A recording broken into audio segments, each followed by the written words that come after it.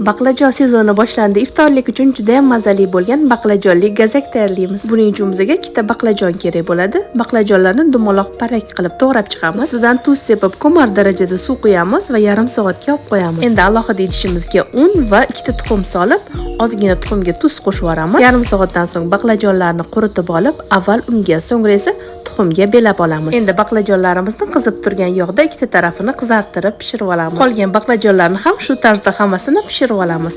Endi ichiga nachinkasini tayyorlab olamiz. Nachinkasi uchun smetana yoki mayonez. Men smetanadan foydalandim. Ozgina tuz va mayda to'g'ralgan ukrop, maydalangan sarimsoq, piyoz qo'shib aralashtirib olamiz. Pishirib olingan baqlajon ustiga smetanali nachinkamizdan suramiz. Ustiga parak to'g'ralgan pomidor qo'yib, keyingi baqlajonimiz bilan yopamiz. Gazagimiz chetlarini mayda to'g'ralgan ukrop va kashnishga bulab olamiz.